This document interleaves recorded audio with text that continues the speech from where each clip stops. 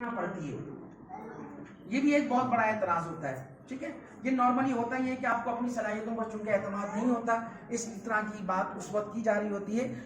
इस वक्त आपने कहना है कि हाँ बिल्कुल आप सही कह रहे हो, और मैं भी यही समझती थी जब तक मैंने ओरिफ्लेम ज्वाइन नहीं किया था। मेरे दिल में भी यही बात थी जो आप सोच रहे हो, लेकिन जब इस सिस्टम के अंदर शामिल हुई, मैंने रिसर्च करना शुरू की, तो पता चला कि इसमें इस तरह की कोई चीज नहीं होती।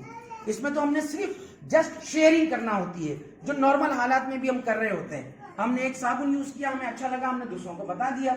हमने एक शैम्पू यूज किया, अच्छा लगा, हमने बता दिया। क्या नॉर्मल जिंदगी में आपके साथ नहीं होता कि किसी रेस्टोरेंट से आपने खाना खाया, आपको अच्छा लगा, आप अपने दोस्तों को बताते हैं। आपने किसी जगह से आइसक्रीम खाई, अच्छी लगी, आप लोगों को बताते हैं, कहेगा हाँ जी बिल्कुल ये तो है। बस यही काम है हमारा। ठीक है, और इसके साथ साथ एक बात ये भी आ जाती है कि मुझसे लोग इकट्ठे नहीं होते, या लोगों को कायल करना मेरे बस की बात नहीं। बिल्कुल सही कह रहे हैं आप, मैं भी यही समझती थी पहले कि इसमें लोगों को इकट्ठे करना होता होगा, लोगों को कायल करना होता होगा। लेकिन जब मैंने इस सिस्टम में दाखिल हुई, पता चला कि यहाँ तो पर्सनल ग्रूमिंग पर बहुत ज्यादा काम होता है। तो बेसिकली ओरिफ्लेम लोगों को कायल करने का नाम नहीं है, लोगों को इकट्ठे करने का काम नहीं है। ओरिफ्लेम अपने आप को संवारने का काम है, ये सीखने और सिखाने का काम है।